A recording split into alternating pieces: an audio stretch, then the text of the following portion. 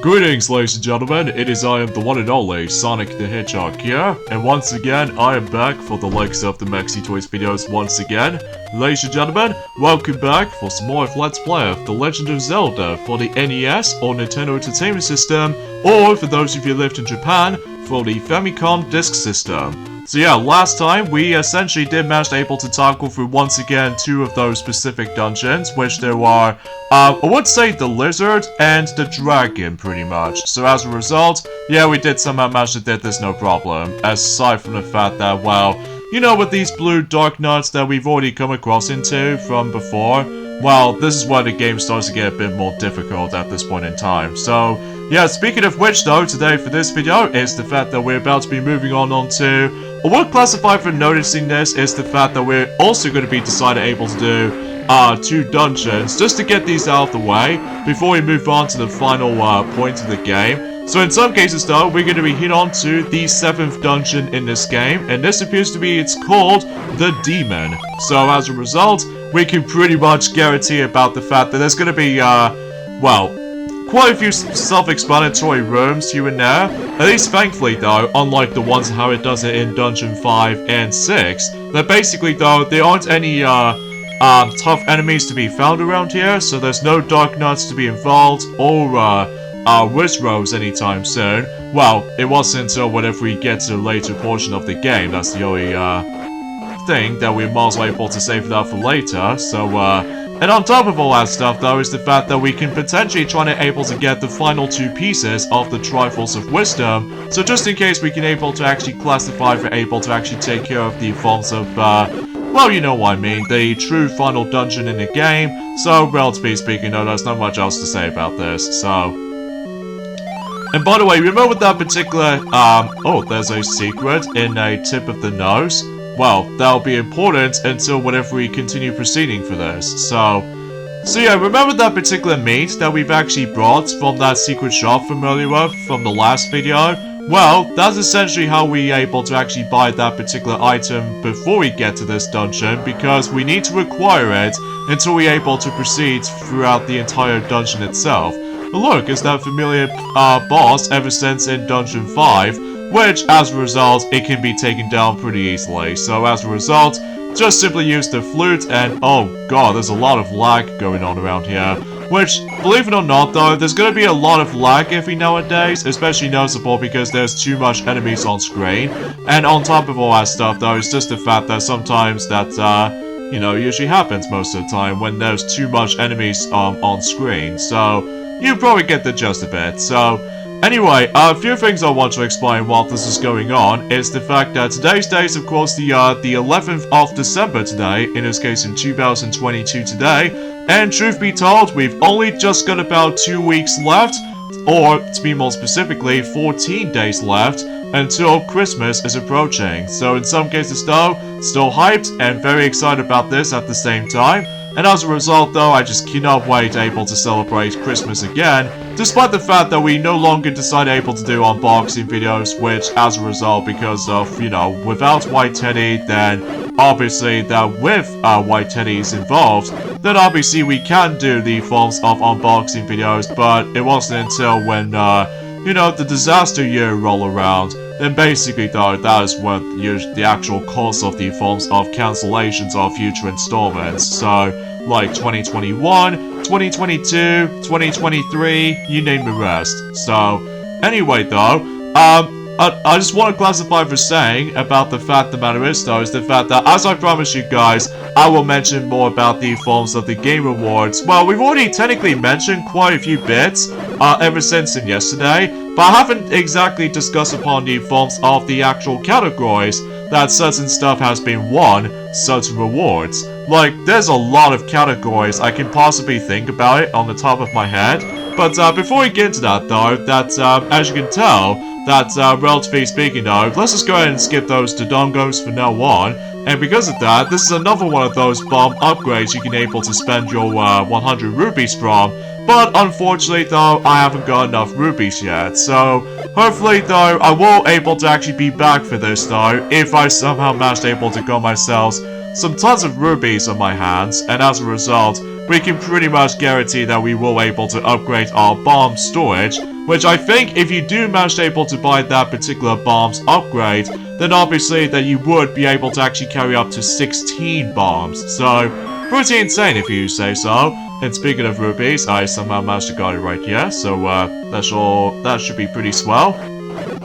So, yeah, in terms of categories they've somehow listed in terms of the game rewards in 2022, that's what appears to be the best esports event, as well as the esports coach, and as well as the best action-adventure kind of thing, as well as innovation in accessibility, and also best adaptation, as well as content creator of the year, as well as most anticipated, meaning that there's going to be future games coming up, as well as the forms of best multiplayer, and best sports, racing, you name the rest, and best sim, or in some cases strategy, and best family games of all time, and best fighting games, as well as best role-playing game, and best action, as well as best mobile game, as well as best community support present by Discord, and also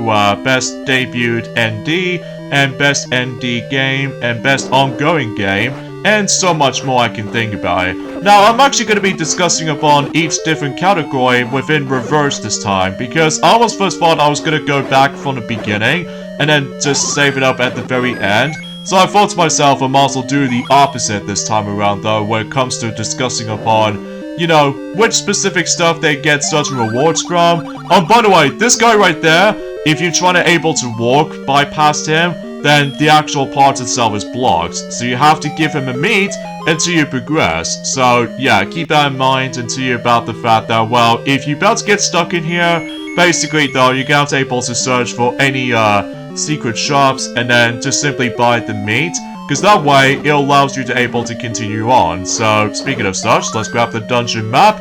So in some cases though, yeah, the actual demon itself looks a bit more, I don't know why I usually say for this point right from the start, guys, because I know for a fact it has been about a couple of hours since I actually last played this for sure, but relatively speaking, folks, it's the fact that I'm pretty sure we've almost done with this game, basically. So anyways, let's get started with the forms of the first category, for the sake of the forms of, you know, the game awards, as far as I'm concerned. The best esports event, the winner for that will have to be by the forms of 2022 League of Legends World Championship. So, yeah, congrats to that. Especially noticeable about the fact that I almost first thought that EVO will be expected to be on there for as, well, exponentially, the other four did get nominated for the sake of the forms of the best, you know, esports event. So in some cases though, the nominations goes to EVO 2022, PGO, Major and Rump 2022, the 2022 Mid-Season Individual or Invitational, and finally Valorant Champions 2022.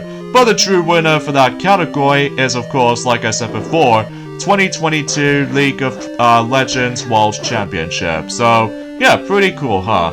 And next up, in terms of the forms of the winner of the catalog, and that's what appears to be the best esports coach, that's what appears to be, the nominations-wise, they managed able to bring in a couple of names. I can't think about it on the top of my head, but I do know for one thing in mind, that the true winner for that category, it would have to be by the forms of Mathritz, BZKA, Tarasconi, in some cases though in brackets, Loud, you know, Valorant, as far as I'm aware, for the actual comma. So yeah, congratulations man, for able to actually win that particular, you know, the reward and stuff.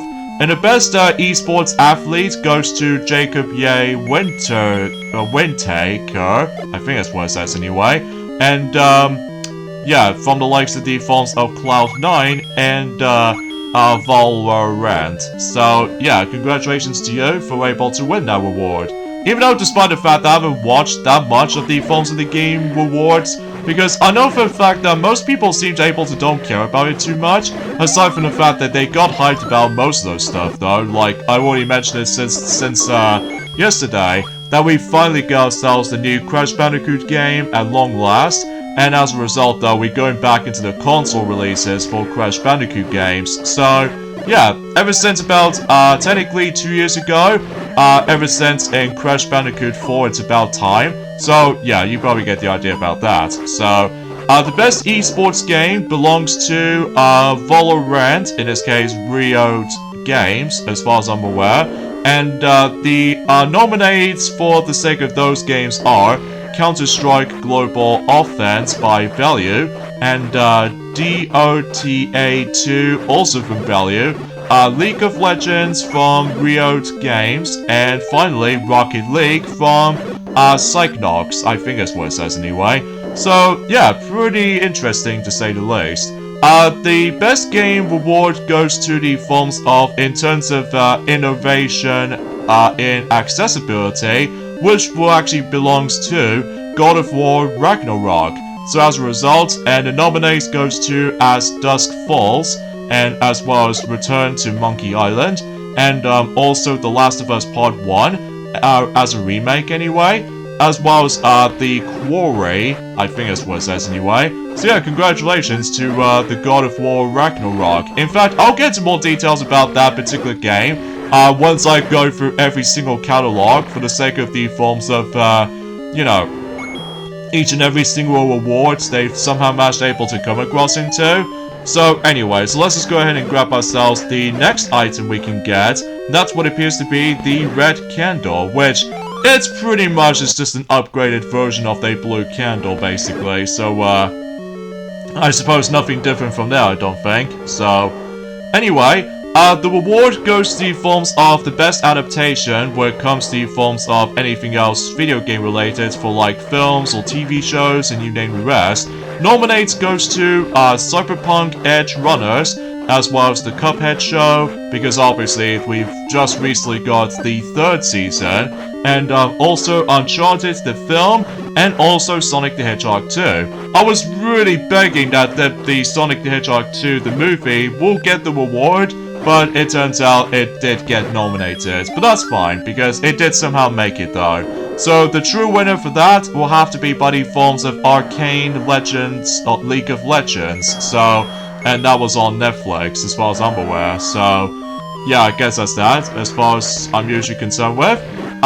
The winner for the likes of Content Creator of the Year category will have to be Ludwig, and the nominates goes to the forms of QT Cinderella, and Nooba, and Kyle Jacobs, I'm presuming so, and Nelbellin, I think that's what it's called anyway. I do apologize for that particular mispronunciation of the forms of certain names, so I do apologize for that, folks. So anyway, oh yeah, there's that hint I was talking about the fact that we need to keep an eye on the forms of that particular, one of those face statues that is currently facing towards the right of the screen. And that way, if you bomb this wall, then basically you would be able to proceed, as you can probably tell from that particular hint. But, well, it's hard to tell really, because I know for a fact that I haven't exactly looked upon that much hints of this game though, but either way though, I literally just somehow try my best as far as trying to describe about certain things, so thus I was a little bit tired today, but either way though, I do apologize for that as well. So anyway, the winner in terms of the forms of the most highly anticipated games for the likes of in the future, that's what honor goes to The Legend of Zelda Tears of the Kingdom, because obviously it's a sequel to Breath of the Wild after all. And on top of all that stuff though, the nominates goes to Hogwarts Legacy, Resident Evil 4 Remake, and Starfield, and Final Fantasy 16. So the true winner of the most anticipated games is obviously The Legend of Zelda Tears of the Kingdom, so, because you know, everyone else is very excited about that game, myself included. And on top of all that stuff though, that's hopefully I can able to actually finish up with Breath of the Wild until when Tears of the Kingdom is about to be releasing, during at some point in May next year, according to the forms of, you know, since in Nintendo Direct. So, anyway, the winner in terms of the forms of the best multiplayer games, and that is, surprisingly enough, Splatoon 3. So the nomination goes to the forms of Call of Duty Modern Warfare 2, and Multiverses, Overwatch 2, and Teenage Mutant Ninja Turtles Shredder's Revenge. So yeah, the true winner for that category is Splatoon 3. So yeah, pretty cool to able to see Splatoon 3 gets a reward for the sake of the forms of that particular category. So yeah, I'm very impressed about that.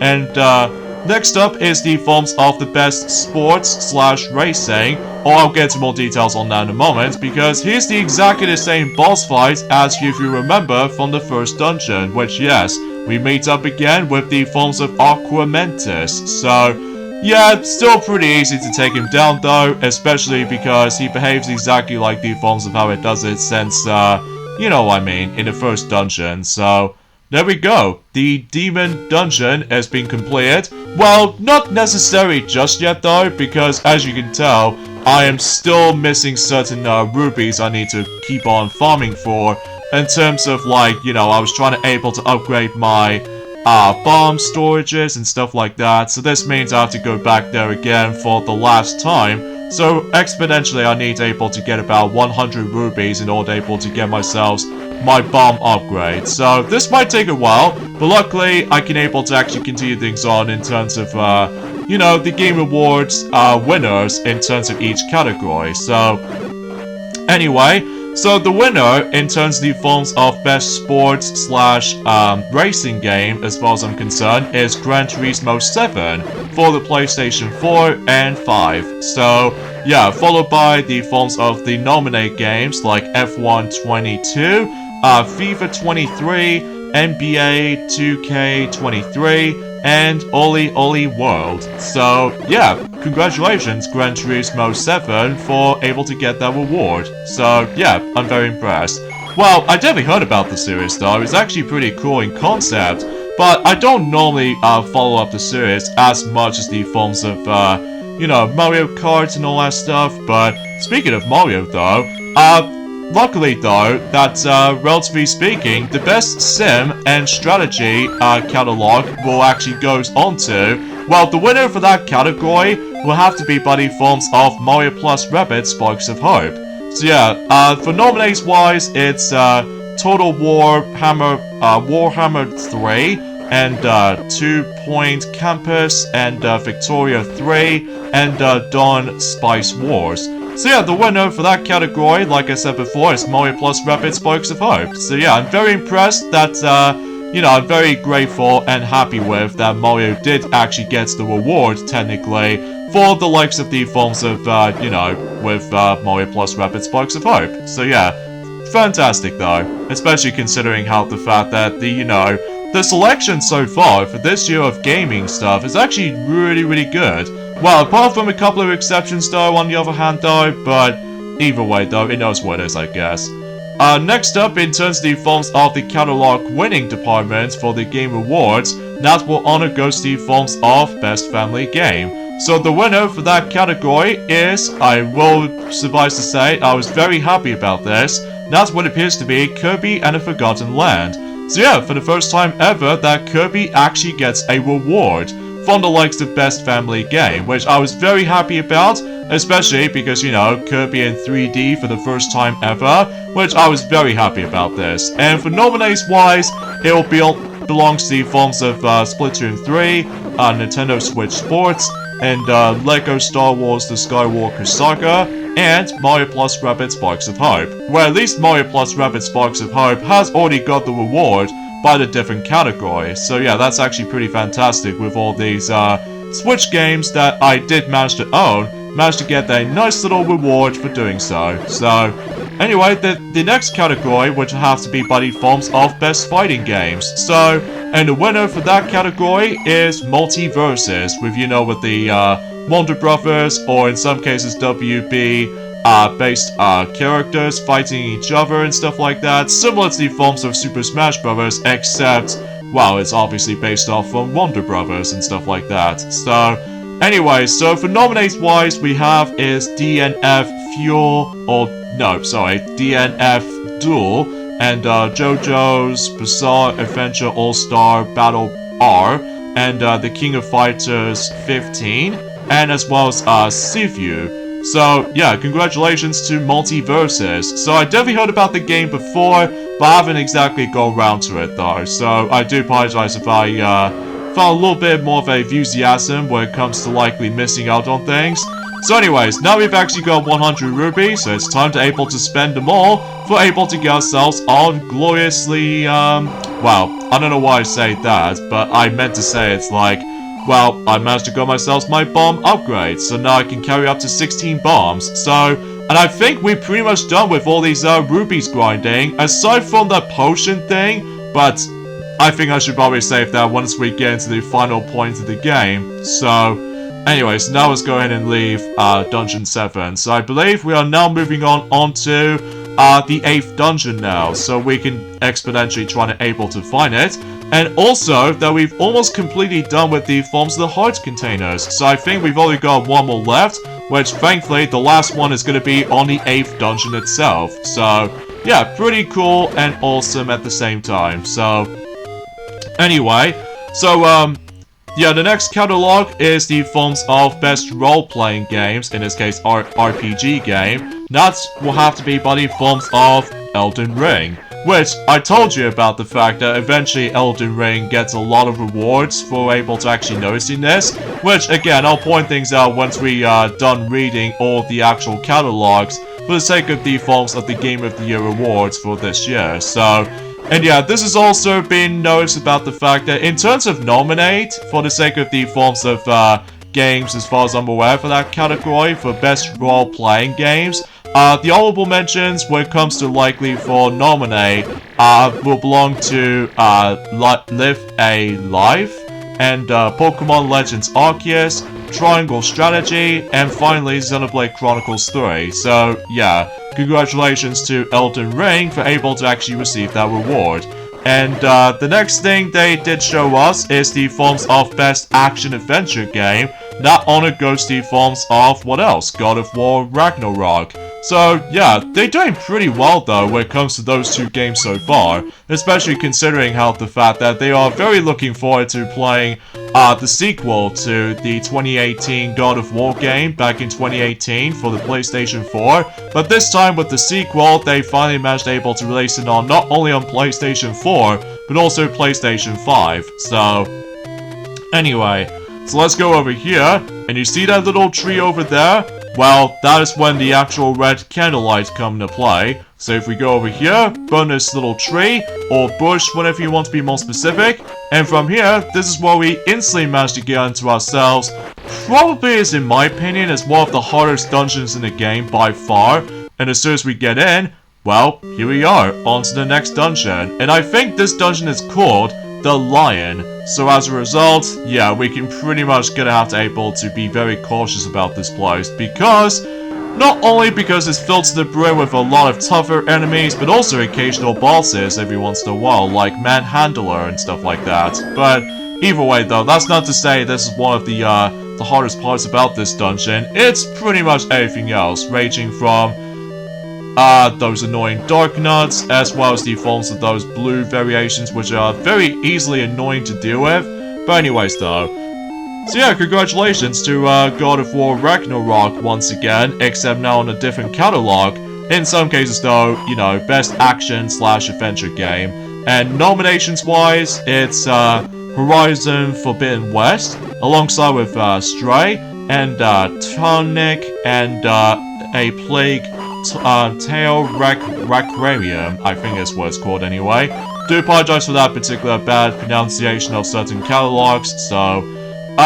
for best action game, what actually belongs to the winner of that catalog will have to be Bayonetta 3. So in some cases though, yeah, congratulations to Bayonetta 3 to win that catalog, and it's been nominated for the sake of the forms of Call of Duty Modern Warfare 2, and Neon White, and Sifu, and Teenage Mutant Ninja Turtles Shredder's Revenge. So, yeah. In terms of best VR games, or AR games as far as I'm aware, the winner of that catalog goes to Moss Book 2, followed by the forms of some nominated games, which there are After the Fall, Among Us VR. Oh gee, I can't even believe that particular game exists for the virtual reality Among Us. Anyway, alongside with Bone Lab and Red Matter 2. So yeah, congratulations to Moss Book 2 for able to win that particular catalog. In terms of best mobile game, well, actually belongs to the forms of a Marvel game, surprisingly enough. That's what appears to be Marvel Snap, which, yeah, congratulations to that game for winning the best mobile game award. For nominate-wise is the forms of Apes Legends Mobile and Diablo Immortal, and also Jin Sin Impact and Tower of Fantasy. So yeah, pretty swell if I have to say so when it comes to those specific rewards in mind. And yeah, I guess that's about it. In terms of the forms of the best ongoing no way, I'll save that until later. Best community support presented by Discord, which actually belongs to the winner of that catalog, would have to be by the forms of Final Fantasy XIV. Is it 14? Yeah, I'm pretty sure it's 14.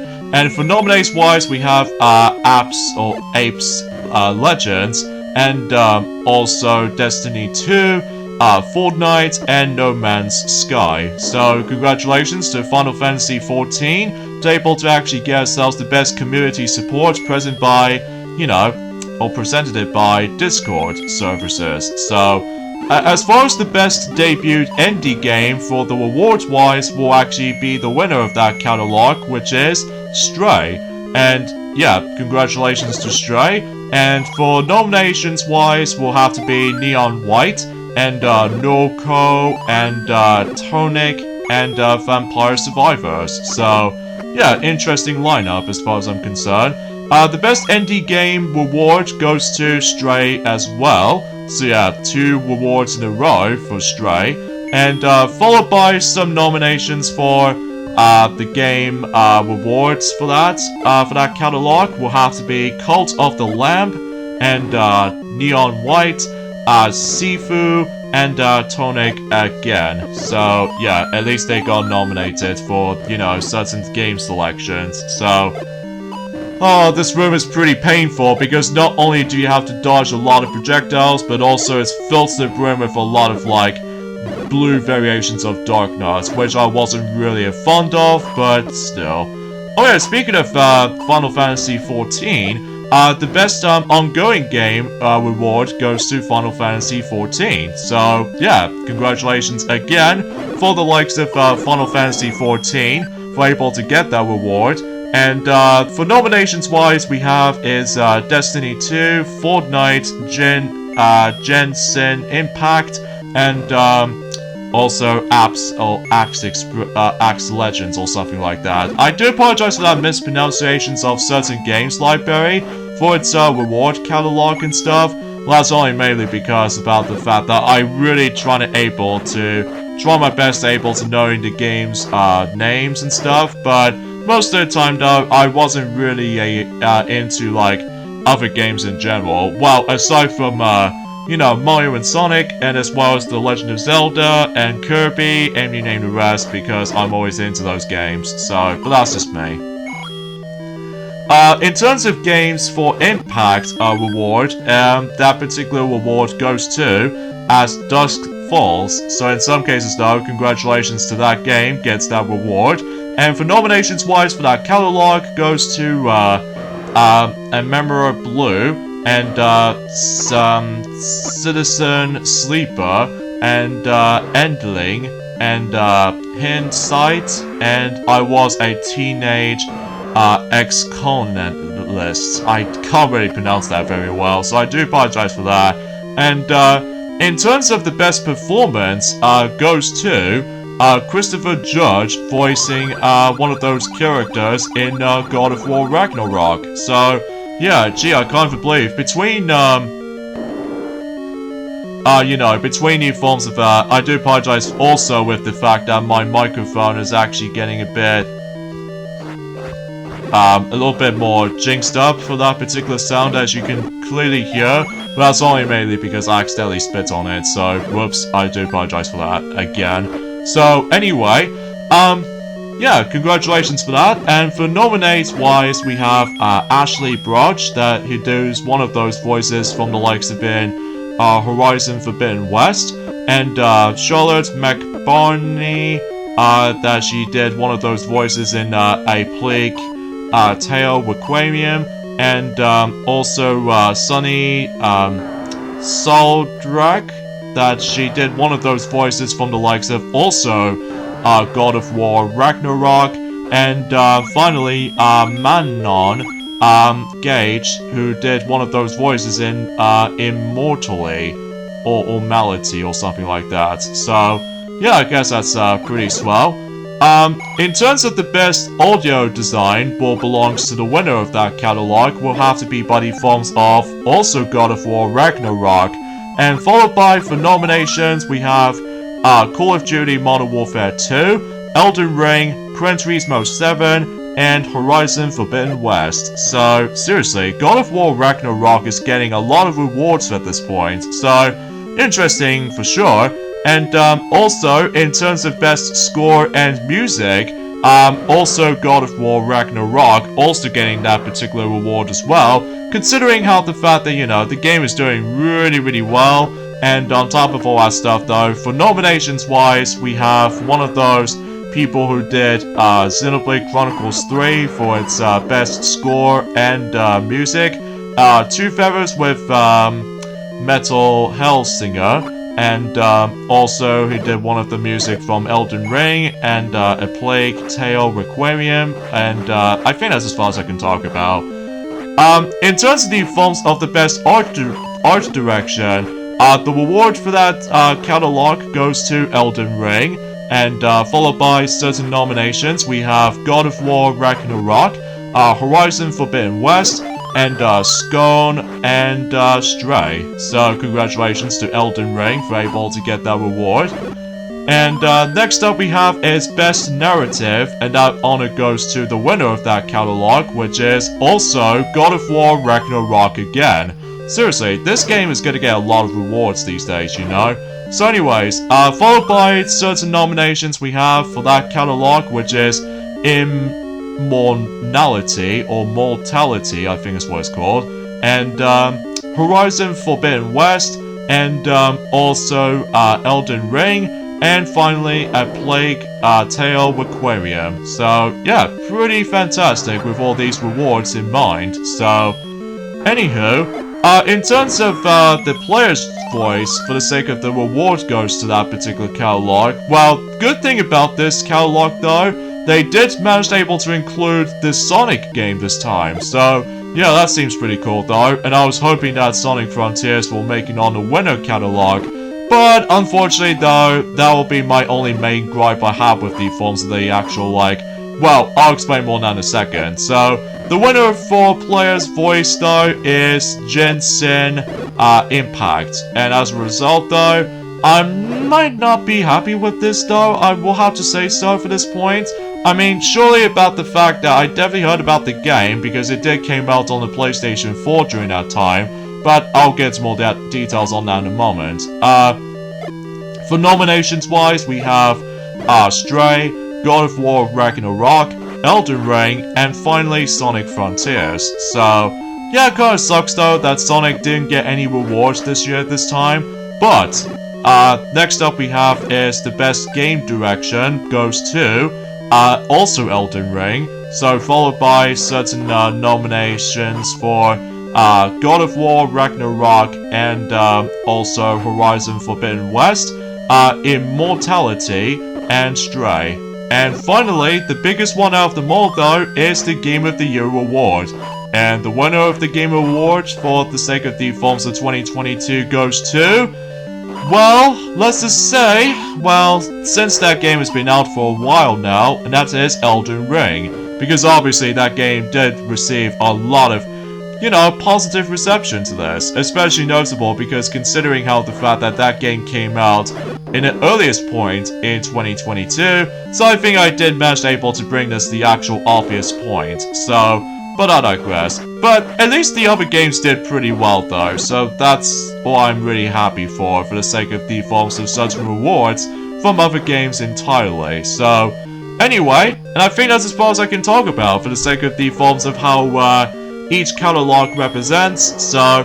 But, unfortunately though, like I said before, the only downside of the Forms of the Game of the Year awards for, especially considering I'm still a die-hard Sonic fan, as you probably already know, that I'm felt incredibly bad for Sonic Frontiers now, especially considering how the fact that, well, that game didn't actually get the reward of, well, Player's Voice category, because everyone did get the majority vote on this, but unfortunately though, it's been overshadowed by the Forms of that godforsaken anime game that I will admit though, I'm probably not gonna get the game actually, called Genshin Impact. So, I just have no idea why I'm just somehow speaking like that, but I just don't get it sometimes. But anyway though, since we've almost done with the forms of this dungeon so far, despite the fact that I just keep on getting hit by not only blue variations of certain Dark Nuts, but also regular versions of those guys as well. And truth be told guys, I think this will be the last time we're going to be seeing those Dark Nuts, thankfully, because if we decide able to actually get our bombs with us, and then blow up this particular wall as soon as we're able to do so like this, then we immediately onto the forms of the boss of this dungeon, which appears to be exactly the same boss as you remember from the likes of Dungeon 4. Except it's a bit harder this time around due to the forms of they got a lot more heads than the forms of how it does it previously. So in some cases though, oh, I suppose the last thing I want to mention, and that is the fact that Hades 2 officially gets announced during the Forms of the Game Awards this year, so that's one thing I honestly forgot to mention about that. So, there we go. Not only do we get all of our heart containers now, so we got all 16 of those heart containers, but also we've got the final piece of the Triforce of Wisdom. So, yeah, and we've done all of the actual dungeons for its regular playthrough or something, except for this last one. So, anyways though, I think I should able to actually end things off this point right here, so join me next time for more of Let's Play of The Legend of Zelda. It's the fact that we're going to be hit on to the final points of the game by going through Death Mountain and finish the game like so. So I'll see you guys until next Saturday. Later fellas.